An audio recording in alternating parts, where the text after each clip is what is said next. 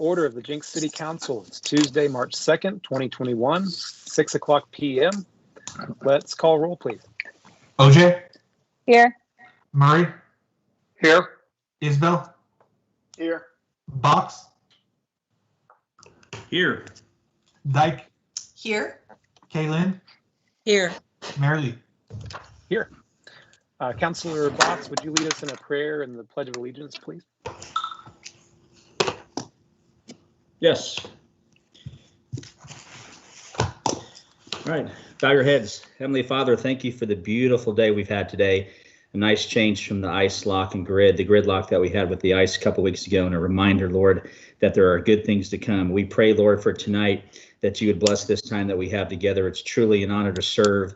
And Lord, I pray for all the leaders of this city, including the city staff, from everybody that fixes our roads to our city manager, including this city council. Lord, we just pray that you'd give us new inspiration, help us to find innovative and creative ways, Father, to lead this city, to do good things for this city, to grow our prosperity and grow our wealth, so we can be a world-class place that everybody wants this place to be. So thank you for that opportunity to serve. And Lord, we pray that everything we do tonight will bring praise and glory to your name.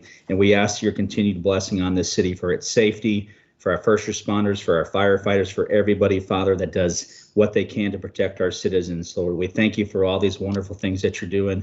We ask for your continued blessing. In Jesus' name we pray. Amen. Amen. Let's do the Pledge of Allegiance.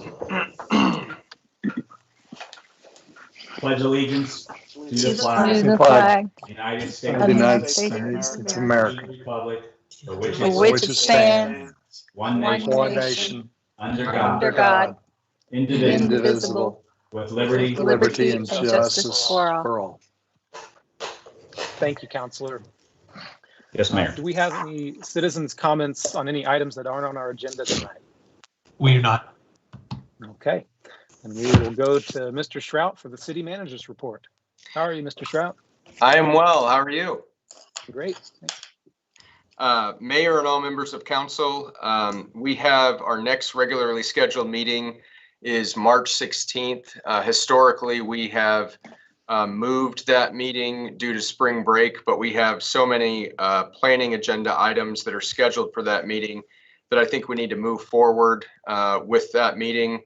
And as of now, we can meet virtually. So even if people happen to be traveling, I think that they should be able to log in virtually. So we'll plan to have the March 16th meeting.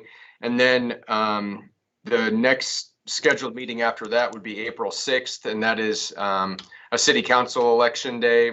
And because the meeting would start at 6 p.m. and the polls would still be open, I recommend that we move that meeting date to March 30th. And cancel the April 6th meeting. So hopefully all of you can look at your calendars and let me know if you have any conflicts with the March 30th date. One of the items that we have that will most likely be on the March 30th agenda is the Veterans Park splash pad that is a part of the Vision extension.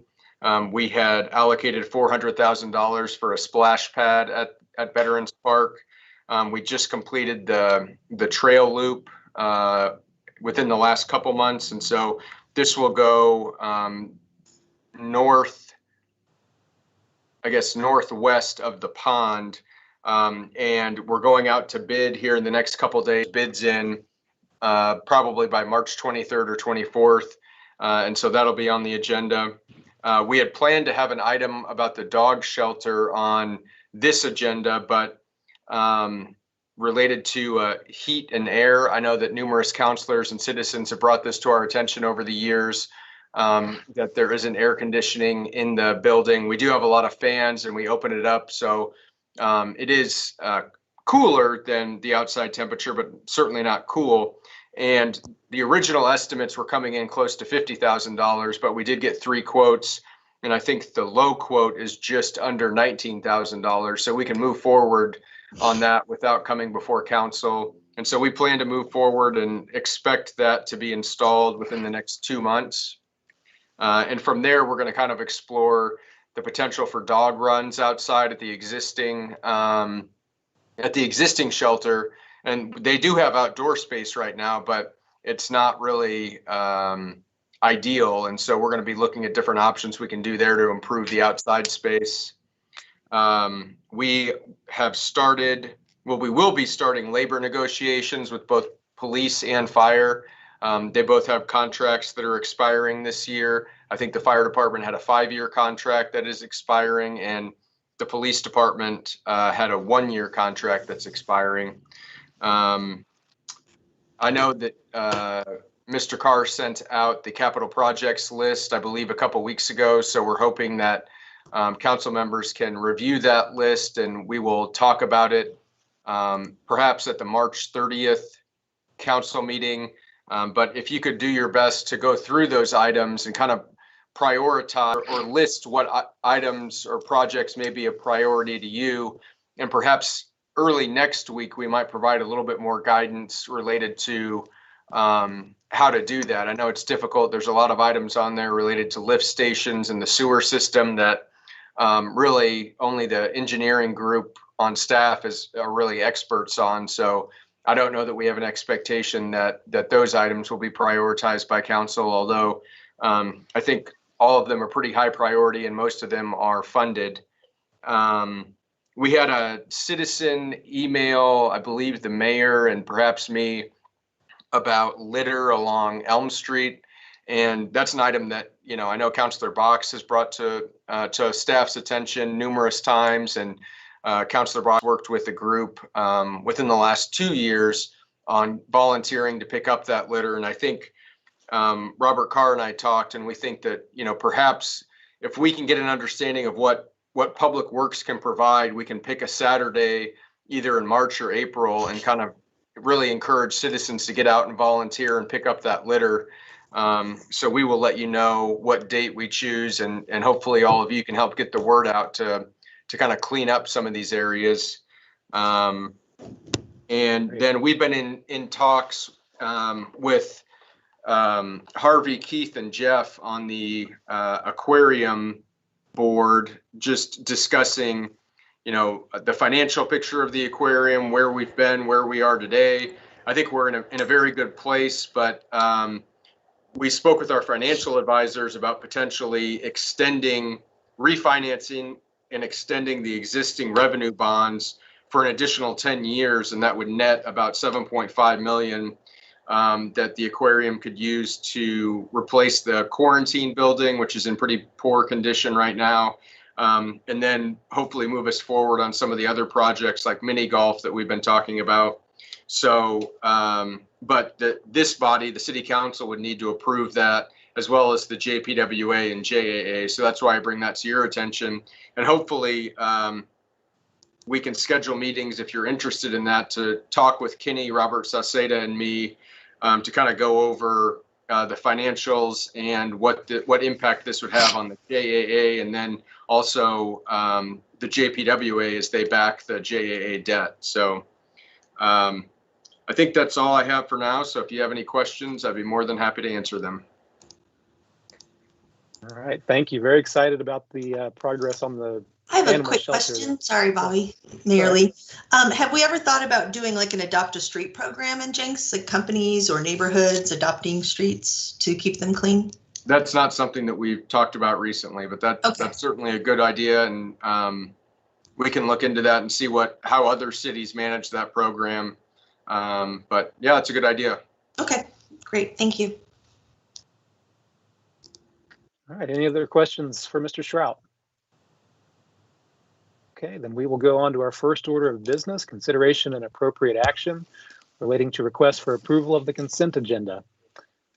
And I think we were going to pull item. Oh, go ahead. Oh, I was just hoping we could pull item A and approve that perhaps at the next council meeting. I'd be okay with that. So are there any motions to pass the consent agenda, item B of the consent agenda? So moved. So moved. Second. All right, thank you. Let's vote. OJ, Yes. Murray, Yes. Isbell, Yes. Fox, Yes. Dyke, Yes. Kaylin? Counselor Lynn, you're muted.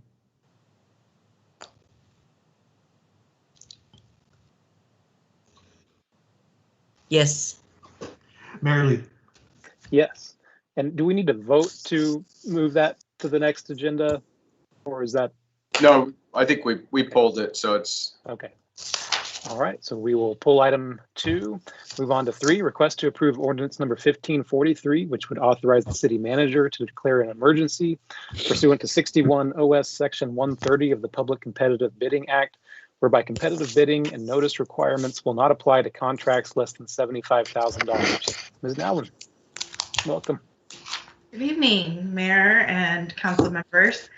Ordinance 1543 deals with the Public Competitive Bidding Act, and just to make it clear, this involves public construction projects, constructing public improvements. So we discovered back in December when an issue arose with I think it had to deal with the South Lake Villas and the repairs there, when we discovered additional repairs, and engineering at the moment thought, oh, this might be an actual urgent emergency repairs. It turns out it wasn't, thank goodness. But at the time, we were looking at what we could do to get those repairs made as soon as possible.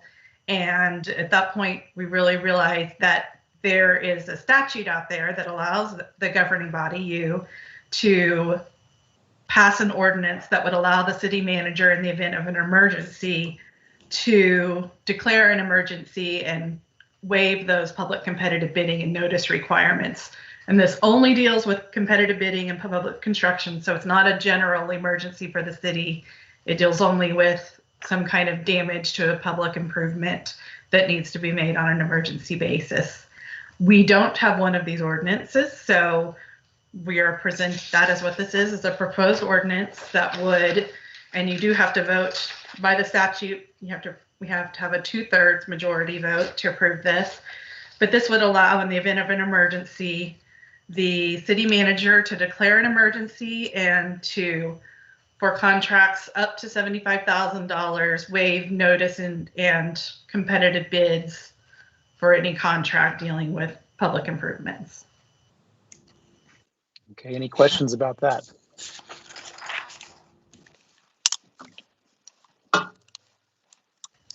Is there a reason why we set it at 75? That is the limit in the statute. Okay. Teresa, is this a scenario where other cities have already adopted a similar ordinance? Or how are we compared to our neighbors? Is this something, is this a paperwork issue where we're kind of cleaning up and catching up? Yes, I think so. I haven't looked to see that every city has it, but certainly a lot of cities have it.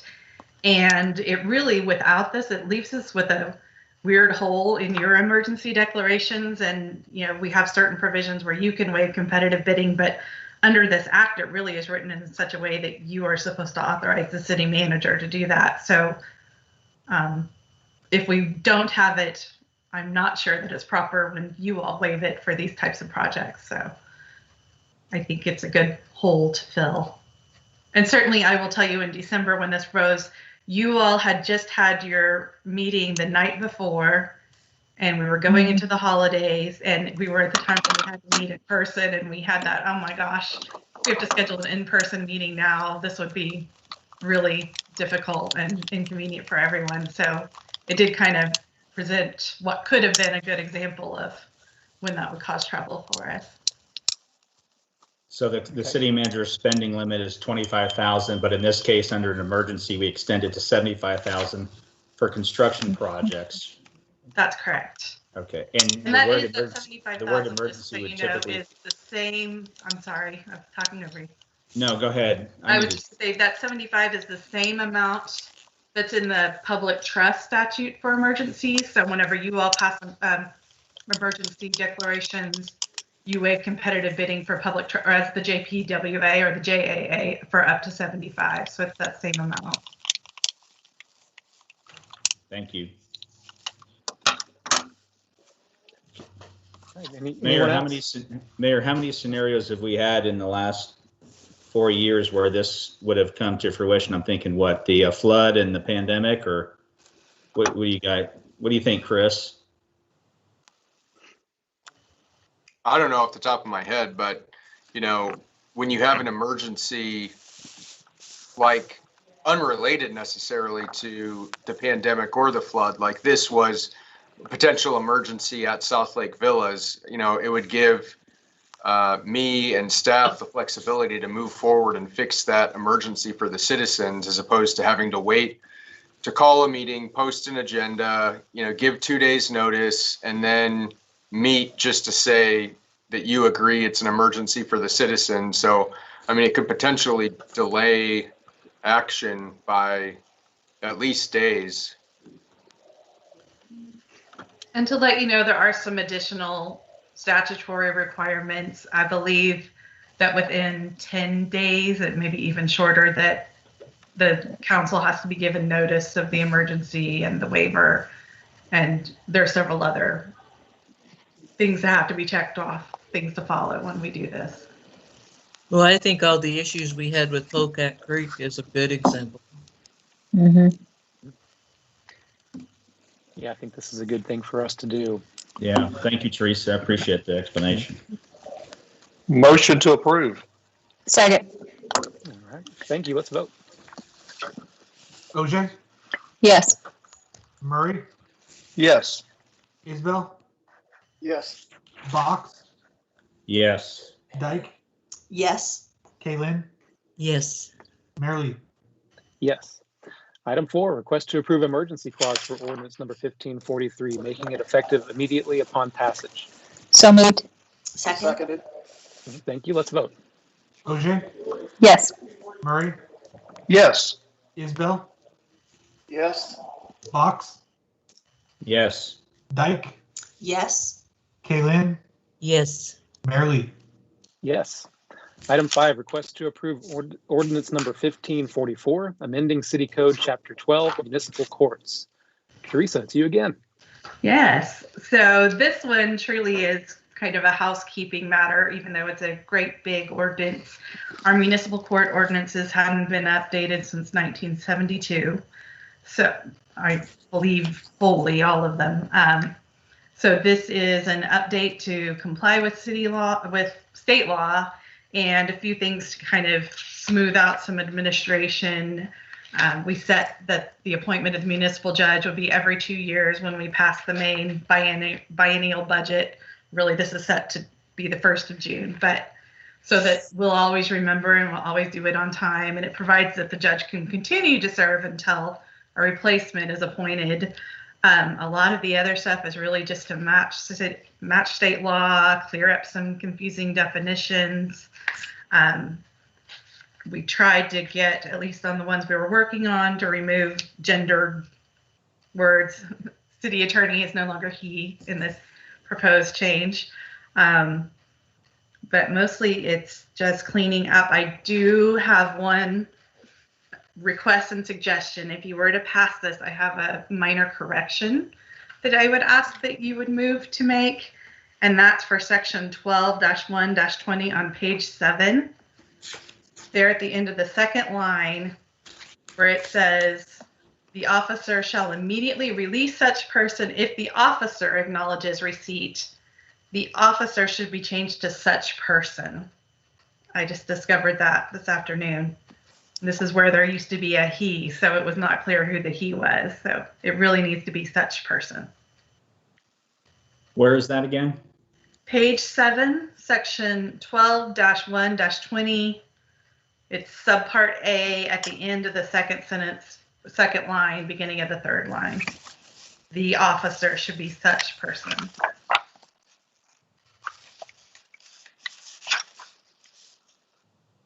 All right, do we have a volunteer to make that motion with that change? Sure.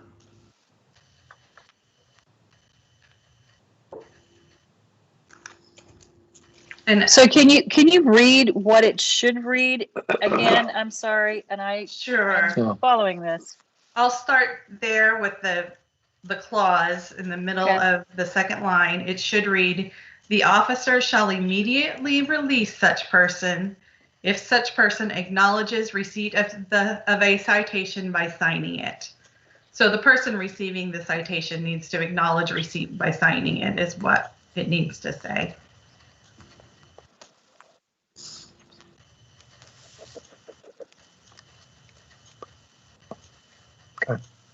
Okay. I gotcha. Okay. All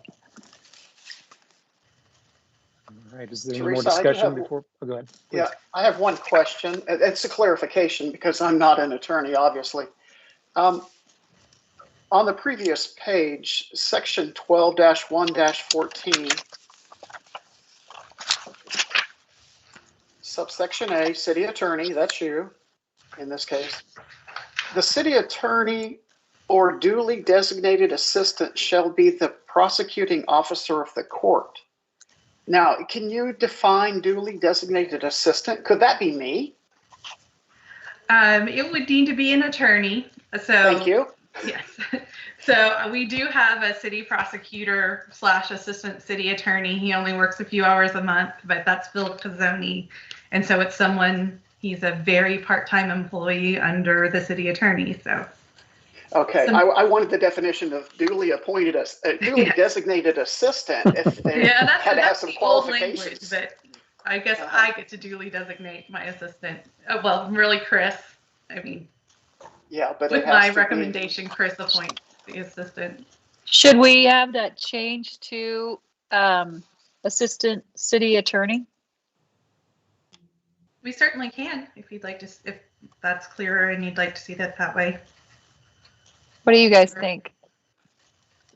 I mean, as long as that wouldn't tie your hands, Teresa or Christopher, I think that'd be fine. Doesn't hurt. Or maybe we could just say a duly designated attorney.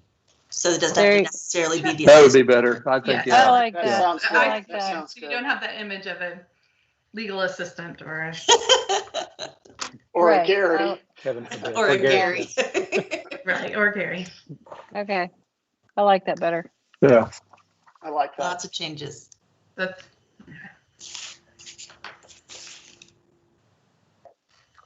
All right, any other questions before, I think Counselor Box is our designated motion maker on this one. Yeah, just remind me again, where was the duly designated attorney? 12, page 6? Page 12, 5. 14, 12, 1, 14. It's after section 12. And it's the first line. After section Teresa, 12, Teresa. 113. Teresa, if it's okay with you, 14. Teresa, I'm just going to make the motion with the recommendations from the city attorney for a language change, and we're just going to leave it to you to, rather than try to read these words specifically, which we do a lot. If you're comfortable with me making the motion with the recommended changes from the city attorney to sections, to the two areas that we recommended, I don't think we need to get caught up in the words. If you're comfortable with that. I'm comfortable with that if you're. Yeah, we can stumble over these words. We've done it for years. I'll second that. All right, so back to, this was item number 5, right? Yes. Yes. Okay, I'd make a motion, we approve item number 5, ordinance number 1544. Subsequent to the 2 modifications recommended by the city attorney, leaving the correction of the language to her discretion, as recommended. Second. All right, thank you. Let's vote. OJ, Yes. Murray, Yes. Isbell, Yes. Fox, Yes. Dyke, Yes. Kaylin, Yes. Mary Lee. Yes. Item 6, request to approve emergency clause for ordinance number 1544, making it effective immediately upon passage. So moved. Second. Second. Thank you. Let's vote. OJ, Yes.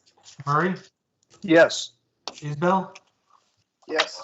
Fox, Yes. Dyke, Yes. Kaylin, Yes. Mary Lee. Yes.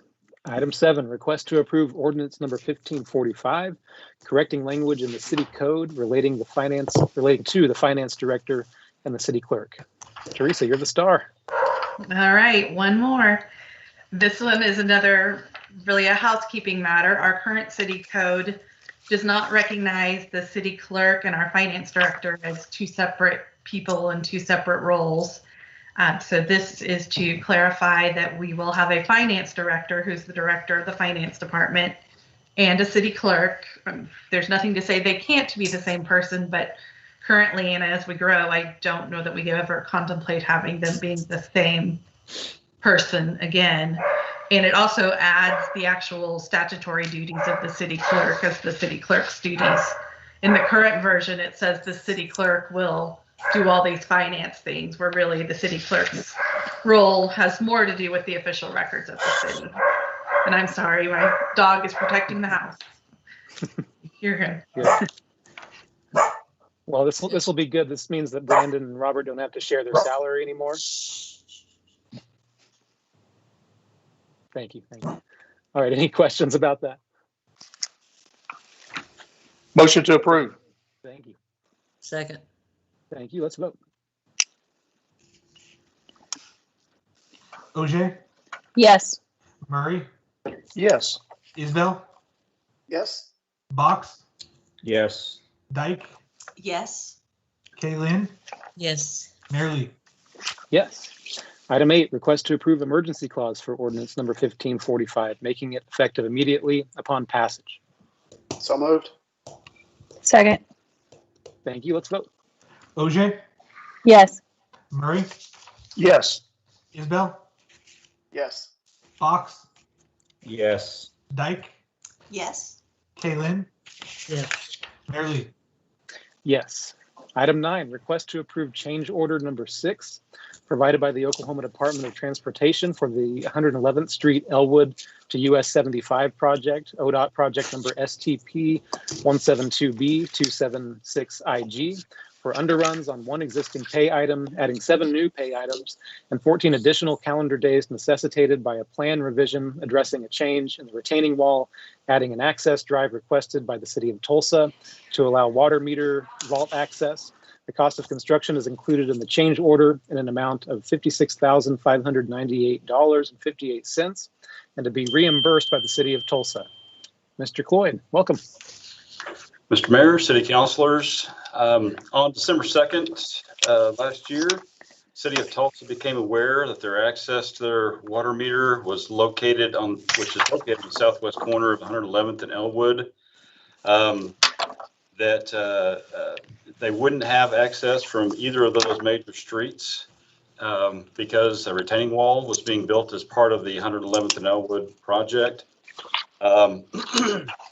However, access had been provided through the Oaks of Jenks subdivision, but City of Tulsa didn't feel that that access would be adequate if they had to pull the master meter from that vault. They thought that the disruption to the residents of that subdivision would be too much. So they requested that an access point be made off of Elwood, just south of the intersection. So we worked with the consultant and the contractor on that project to design an access point. So that necessitated change order number 6 for this project.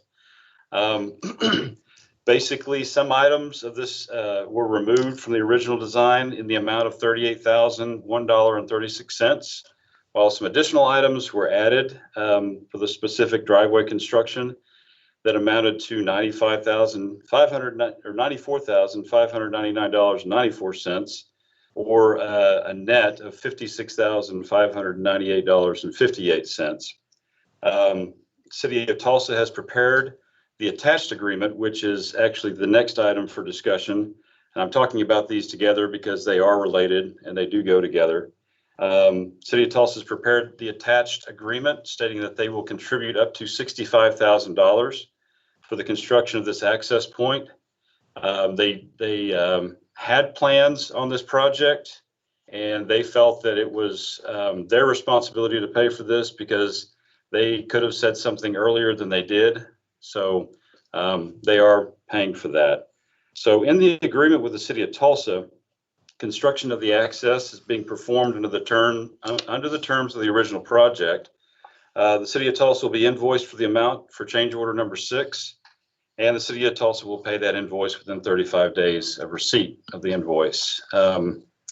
What you may realize as you look through the documents, that there's a difference between what ODOT shows on their, the price of the change order. They show $54,426.20, and the contractor's cost estimate shows a net amount of $56,598.58. There's a table there on page 2 of the memo that shows kind of the yellow squares, the differences. Basically, it amounted to ODOT for certain items like hand railing, solid slab sod, type A aggregate, and the 6-inch concrete driveway. Those are items that are on the original contract with the same pricing. And when you net those items out on the things they're taking out and then putting back in, ODOT felt that those overruns were so small, they didn't want to put those into the change order. It's just part of, I guess, their policies on how they do change orders. But do know that the on-site inspector will be keeping the quantity separated, notated in their daily work reports, and label the items as being part of the City of Tulsa's access point for everything to be referenced in the end. However, we're not going to wait till the end to invoice the City of Tulsa. So we're going to be invoicing the City of Tulsa for the what the contractor has stated, which is the $56,598.57. So staff requests approval of change order number 6 provided by ODOT, and for the approval of the agreement with the City of Tulsa to pay for this change order. Are there any questions? You did a really Does good the City of job, Tulsa Chris. have to Oh, send? sorry. No, that's all right. Go ahead. Well, I was She just gonna tell him he good did a really job. good Why don't we job. hear from first? He now knows that you guys would have noticed that difference, probably Gary or Craig, and you highlighted it. So I'm impressed with that. And also I love the fact that it's not our change order. We're not having to pay for it. And living in Oak Ridge, for those neighbors who live right by that, because they have an empty lot there, it's going to be greatly appreciated that the city of Tulsa is not going through the neighborhood to service that. Well, and we're going to work with that subdivision to create some type of either fenced or some type of situation so that Tulsa will have an access point, but yet it's not going to look bad. Yeah. So we'll work on what can be done for that neighborhood, as well as those that are across the street from that access point, so they don't have to look at something that's bad. Yeah, that's great. It's currently been like a barbed wire fence of some sort. Yeah, so that'll be good. Thank you. Is the contractor estimate, is it something that ODOT asked for, or we asked for, or the City of Tulsa asked for? Who's going to accept that estimate? Well, it's something that has to be done for a change order to be created. The contractor needs to provide that for them to actually put that change order document together. But again, like I said, the actual amounts they're going to keep track of as they're doing the project. So that's why I provided both documents though for you within your packet to see the difference. I guess I'm just making sure that Tulsa's not going to come in and say, wait a minute, we didn't accept this contractor's estimates. We wanted our own after the fact. That's not going to happen or anything. Hopefully. No, I think that's why they agreed to the amount up to $65,000. They were basing it on that contractor estimate, but then adding a little bit in case something happened that wasn't in that original contractor estimate. Okay. So if which we see sometimes overruns. Yeah. Yeah, I was going to say, if it ends up costing more, we just bill Tulsa the difference, and they'll pay it up to 65. Is that kind of how that works? I think so, or we could seek if it happened for whatever reason, maybe we can go for an amended agreement with the City of Tulsa. I think they would be willing to pay that. We'll see I hope that doesn't happen, but. Okay, because that's when you come back and I go, really? Because, yeah, because we've done a lot of adjustments in that area, so. Yes, and please understand, we're not going to accept for this City of Tulsa access point. We're going to keep pushing those costs back to them. Okay. Say that. Great. All right. Thank you. Thank you. All right. Any other questions on item 10 or 9? I mean. Motion to approve. I will second that. All right, thank you. Let's vote. OJ, Yes. Murray, Yes. Isbell, Yes. Box. Counselor Box, you're muted. My apologies. Yes. Caitlin, or Oh, you missed me. I- Hey, but I have a Counselor quick Dyke. question before we do that. Bobby, did you say item number 10? Because weren't we doing item number 9 first? I corrected myself. Yeah, item 9. Okay, I'm sorry. Well, I agree. Yes. Caitlin,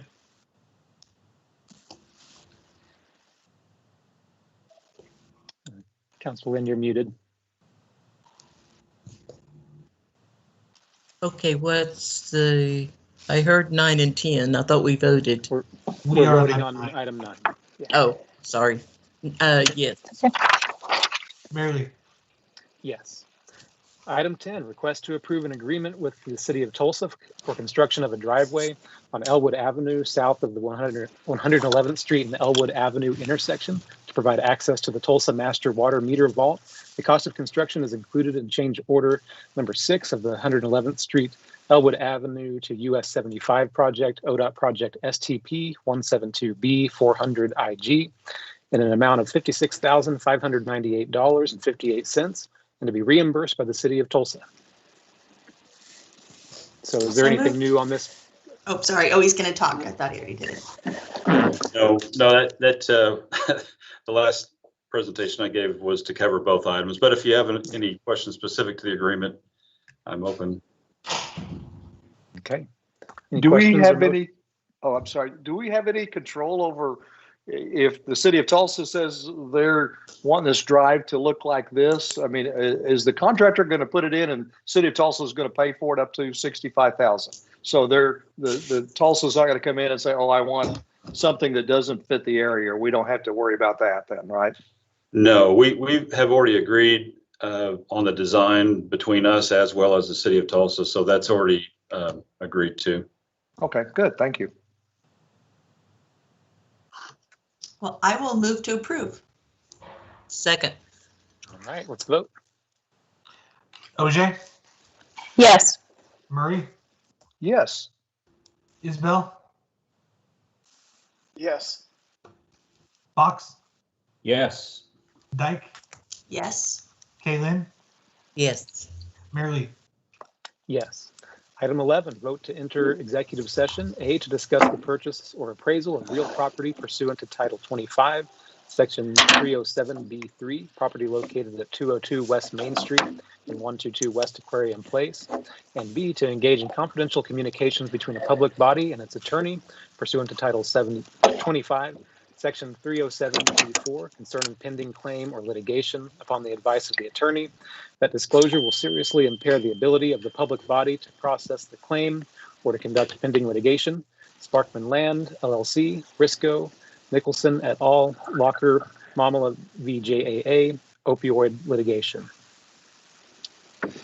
Motions? Motion moved. to go into executive session. Second. All right, let's vote. OJ, Yes. Murray, Yes. Isbell, Yes. Box, Yes. Dyke, Yes. Caitlin, Yes. Mary Lee. Yes. All right, we'll be right back. Let's see. So- Oh. There. So we all need to leave this meeting. Yes. We leave this one, right, Christopher? Yes, yes. Who's placing money on Craig?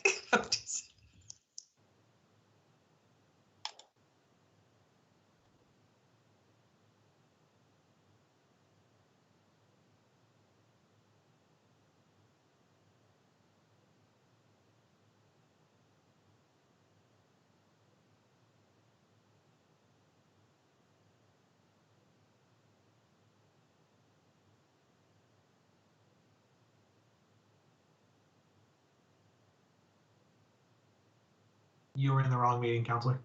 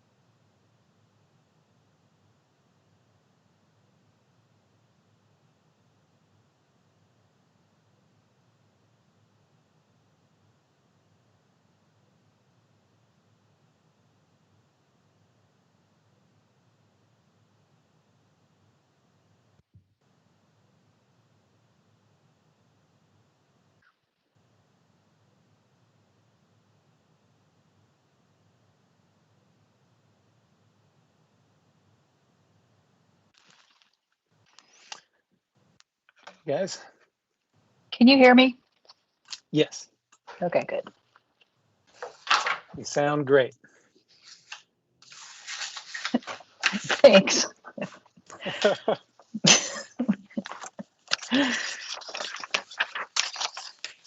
It was good to have that update, though.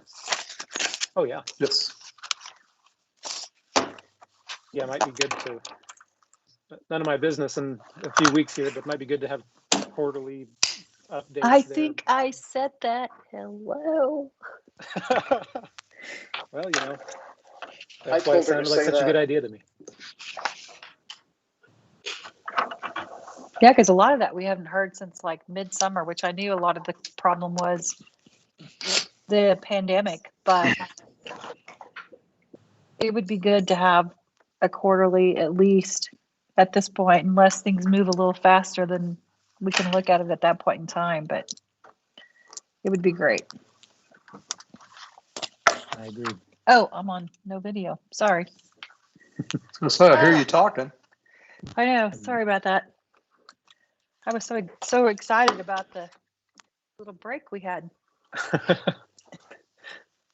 And we are back from executive session. I think we're all here. Councilor Box had to leave about 10 past 7. And so we are back. No action was taken in this executive session. Are there any motions to adjourn? So moved. Second. All right, thank you. Let's vote. OJ, Yes. Murray, Yes. Isabel, Yes. Dyke, Yes. Kaylin, Yes. Mary Lee. Yes, we're adjourned and the JPWA is called to order. It's Tuesday, March 2nd, 2021, 7:34 p.m. Let's call roll, please. OJ, Here. Murray, Here. Isabel, Present. Fox, Dyke, Here. Kaylin, Here. Mary Lee. I'm here. Mr. Strout, what do you have for us for the general manager's report? Chair and all members of the authority, you have the engineering projects weekly update in your packet. I will say that we heard from the contractor on 111th and Elwood. They anticipate at this point completing that project in May, late May, which I thought was good news because I thought the last I'd heard it was June. So Yeah, that's what I remember hearing. In time for my birthday. There we go. We'll think about it that way. we'll throw a big party. People will be happy. Other than that, if you have any questions on the operations of the Public Works Authority, we'd be happy to answer them. Hey, Chris, do you know if that late May projected date includes the city of Tulsa's new road and that? Yeah, it should be including all change orders. So it included good. those 2 extra weeks. Okay. Good. And Thank that's you. just is that just the intersection or is that the whole thing? It's the whole thing. So when's the intersection going to open? Chris Cloyd, do you have the answer to that? I do not. I don't know. Chris, that's the question I really have. So it's like the we'll $1 get million back. question. We will get back to you on that. We'll get back to It's you on hard to that. get to Walmart Neighborhood Market from my house. The last schedule showed that the signalization was the last thing to be put in, and that was towards the end of May. So Okay. that will be when the intersection will open, I believe. Okay, so it'll probably be all the same time instead of just finishing the intersection and then the rest.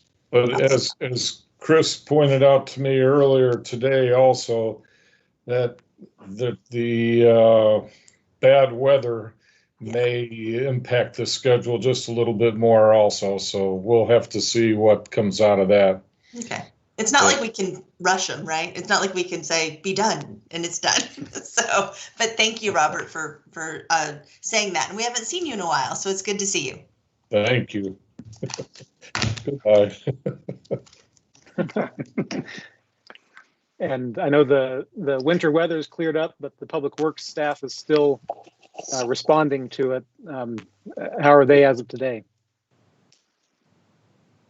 Busy. Robert? Still getting some water line breaks, which we'll probably be getting more of still as the weather changes. You get a little warm weather after the cold stuff and things start popping. So I'm sure our people are going to continue to be busy. I have noticed that some of the road repairs that were just recently done, like in the last month or so, did not survive the weather.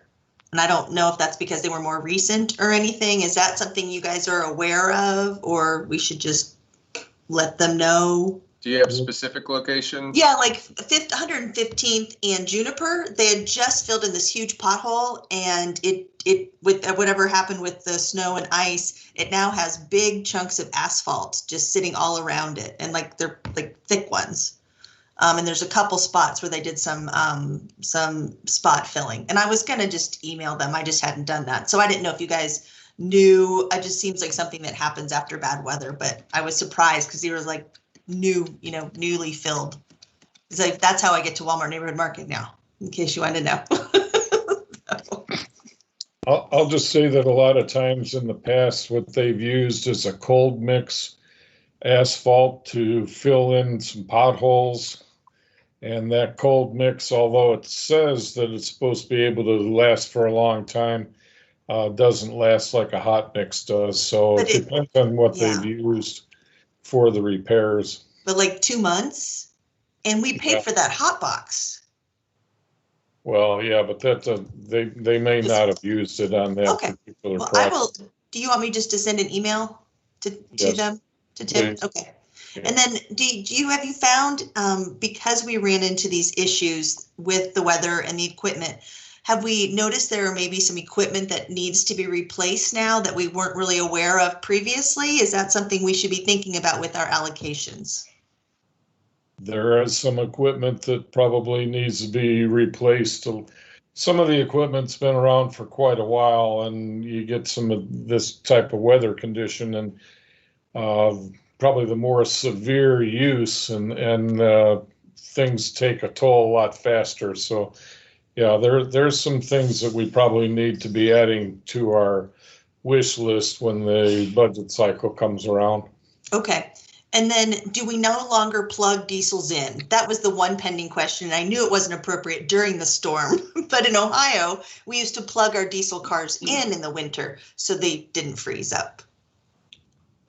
To be honest with you, I don't know that we've ever plugged any of our vehicles in. We usually park them inside, and when you got too many vehicles to go into a small space, then you got to leave some out. Yeah. No, I just thought that was interesting because but then again, grew up in the 80s in the Northeast, so maybe cars were different. Thank you. Good question. Has there been any discussion with regard to the diesel tank and lines freezing up? Any remediation there, or was that just a 1 in 500 year type incident? I think it was just because of the very cold weather and the wind. It probably just got to some exposed lines, and I mean that's the first time in the 16 years I've been here that anybody ever said that ever plugged up. It's supposed to be plugged in, Gary. That's why. I was thinking a heat strip or something like that. I don't know. I mean, that might be taking care of it. But anyway.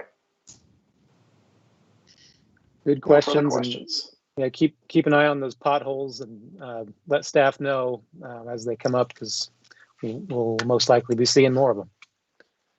Yeah, if any of you see anything, that we'd be more than glad to add them to our ever-growing list. Usually I think about it and then I see it's filled and I'm like, it's amazing. But they're good. Thank you. Very good. All right. Any other questions for Mr. Shroud or Mr. Carr at this point? All right, and let's move on to our business. Consideration and appropriate action relating to requests for approval of the consent agenda. Any questions or motions on the consent agenda? Motion to approve. I will second. All right, let's vote. OJ, Yes. Murray, Yes. Isabel, Yes. Dyke, Yes. Kaylin, Yes. Jerry. Yes. We will pull item number 2 and move on to item 3. Request to approve the award of the crack sealing project, Copperfield Estates and Providence Hills, to A-Tech Paving, Oklahoma City, Oklahoma, in the amount of $28,296. Funding for the same to be provided from the existing FY 2021 budget, account number 535215393, Street Maintenance Preventative Maintenance Program account. Mr. Floyd. Chairman and authority members, the crack seal project for Providence Hills Copperfield Estates was put out to bid, and the bids were opened on February 22nd. We've got a total of 4 bids. As you can see in the memo, the prices on those bids, how they related to the engineer's estimate. So this is kind of a strange situation. I lamented with Mr. Carr, why can't I get a bid that actually comes in with some decent, fairly close bids, but that's not to happen on this. So the apparent low bid was the A-Tech Paving out of Oklahoma City for $28,296, but I'm sure you'll see that it was much lower than the other bids. So staff did some investigation. We called A-Tech to make sure that they understood the scope of the project. In the attached materials, there's a response email from the president of the company, and he went in pretty good detail on what they did to prepare their bid. They actually went to the site and measured all the cracks, measured the width of the cracks, and they provided their bid based on a length of crack estimate, not like we had put in the bid documents, which was just a square footage of pavement, which is fairly general. And we probably should have changed how we had set up those quantities or that unit to that length of crack instead of how we did it. However, they feel fairly confident in their bid, and we also checked their references. They haven't done much work in this part of the state. They've done a lot of work around Oklahoma City. They've actually done work for the city of Oklahoma City. And everyone that we talk to, of course, that's how you put references on your bids, is you make sure that you're going to put people on there that are going to give you glowing reports, which all of them did. So based on that, staff feels reassured that this company is a reputable company that's done this in the past, and we'd like to award this contract to them. If we can do, we have other projects that we could do some crack sealing on, and we'll see how they do. This could be a test case where we might want to entertain their bids in the future if they do a good job for us. Are there any questions? Are you thinking that, of course I do. Are you thinking that from now on, when we ask for bids, we maybe write it this new way so we can get a more accurate estimate? Is it more accurate? It sounds like it is. I think we should. I think we should going forward. That would be a better way to do it instead of just square footage of paving. Because we could have overpaid. I mean, if we'd had only those 4 and they were all that high, can you imagine? I mean, that's just, would they have actually charged us that amount after the fact? Well, we had rejected we have rejected the bids the first time. Because they were so high? Okay. Yeah, and rebid it out. Because this is the rebid, those prices? This is actually the third bid to my knowledge. The first time, well, we're learning a lot on how to do that. So that's great. Thank you. You're welcome. Did was the Better Business Bureau of Oklahoma City contacted about them? Because they're going to give references. Obviously, they're going to speak highly, but sometimes people make complaints to the Better Business Bureau or the chamber. Is that something possibly we could reach out to before this is awarded? Well, this item is hoping to award the contract, so. Okay. No, I know the people have been waiting for these cracks to be filled. I appreciate a low bid. It just, you see that and red flag just, goes up for me. It's like, okay, how can they be over $100,000 less than the other 3 competitors or bidders? That just floored me. But I appreciate you guys checking on it. And they came out and inspected. They know what they're getting into. And as long as we had the contract, we know that you're filling it. Here's the amount. If you don't do it, then we can do something else. I agree, though, with your suggestion. The Better Business Bureau is a good source to contact in the future, and we'll add that to our process Good. when we have something that's questionable like this. Thanks, Chris. Is their process, I'm sorry, I have another question. Is their process similar and their materials that they use to fill the cracks similar to what the other people included in their bids? Do we know? Yes. Okay. And is it hot, not cold? Because I hear that works better. I am not sure whether it's hot or cold, but I can find out if you'd like me to. All right, well, good questions. Any other questions on item 3? I'd make a motion, we accept it. I second. All right, let's vote. OJ, Yes. Murray, Yes. Isabel, Yes. Dyke, Yes. Kaylin, Yes. Shirley. Yes. All right, any motions to adjourn? I move to adjourn. Second. Second. All right, let's vote. OJ, Yes. Murray, Yes. Isabel, Yes. Dyke, Yes. Kaylin, Yes. Shirley. Yes. All right.